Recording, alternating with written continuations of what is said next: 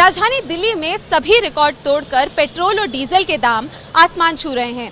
इस वक्त हम राजधानी दिल्ली के एक पेट्रोल पंप पर मौजूद हैं और अगर आज के दामों की बात करें तो आज पेट्रोल का दाम 87.64 रुपीस पर पहुंच गया है और वहीं डीजल का दाम 77.77 रुपीस पर पहुंच गया है। अभी तक के सबसे ज्यादा दाम जो हैं पेट्रोल और डीजल के आ चुके हैं, जिसकी वजह से आम नागरिकों के मंथली बजट पर तो असर पड़ेगा ही, लेकिन इसी के साथ साथ सरकार पर भी एक सवालिया निशान खड़ा होता है कि आखिरकार लोगों के दिनचर्या में इसका जो असर पड़ रहा है उसके लिए सरकार क्या कदम उठा रही है। पिछले साल हमने देखा कि जब अंतर्राष्ट्रीय स्तर पर कच्चे तेल के दाम घटे थे तब केंद्र सरकार द्वारा एक्साइज ड्यूटी बढ़ा दी गई थी देश भर में और उसी के साथ साथ अन्य राज्यों द्वारा भी टैक्स जो है तेल पर बढ़ा दिया गया था, जिसकी वजह से आम नागरिक को काफ़ी परेशानियों का सामना करना पड़ रहा था। अब एक बार फिर से अंतर्राष्ट्रीय स्तर पर कच्चे तेल के दाम बढ़ चुके हैं और उसी के साथ साथ बढ़ते हुए टैक्सेस की मार आम लोगों को उठानी पड़ रही है।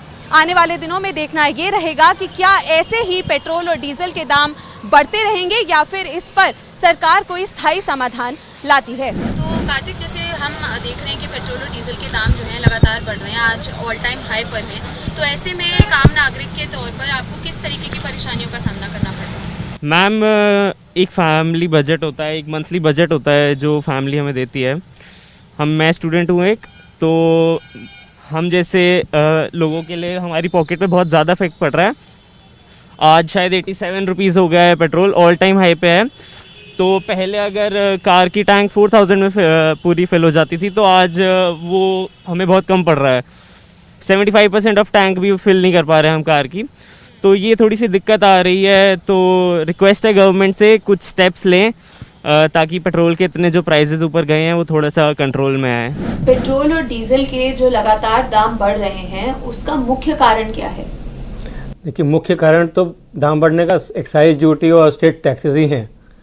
और if I remember correctly, last year जब बहुत कच्चे दाम के दाम कम थे तो सेंट्रल गवर्नमेंट ने एक्साइज ड्यूटी बहुत बढ़ाई थी।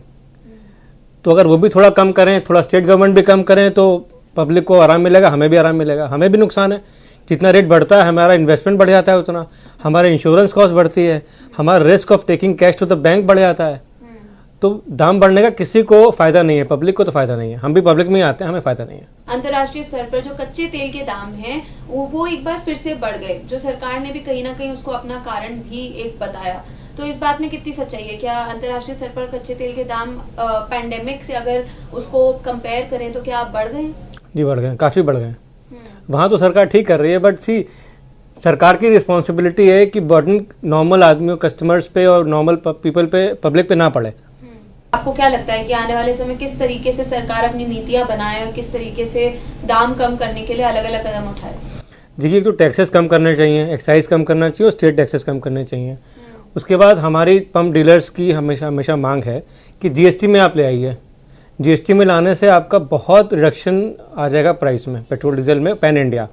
ये तो क्या, किसी स्टेट में ज़्यादा वैट है, किसी में कम है, तो जहाँ ज़्यादा वैट है वहाँ के डीलर्स को लॉस होता है। बिकॉज जो फॉर एग्जांपल डीजल में ट्रक्स वगैरह हैं और फैक्ट्री में भी जो माल जाता है, they take it from the state जहाँ टैक्स कम है।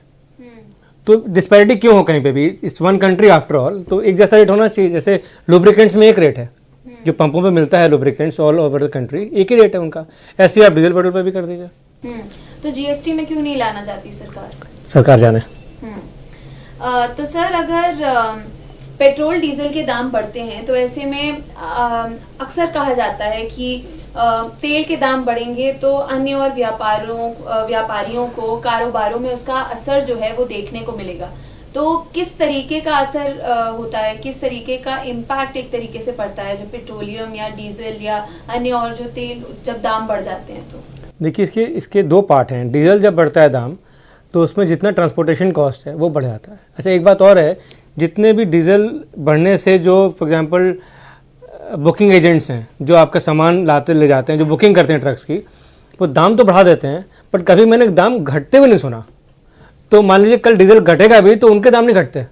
तो in any case that cost is being borne by the customers, normal public. और जहाँ तक पेट्रोल का सवाल है, वहाँ अगर दाम बढ़ते हैं तो आपको ऑफिस तो जाना ही जाना है। अब आप क्या पता खाना एक बार कम कर दें बाहर, पर आप ट्रैवलिंग तो अपनी कम कर सकते नहीं ना, because that's your Jeevika, that's how you earn. ये दो बहुत बड़े इम्पैक्ट हैं पेट्रोल डीजल के।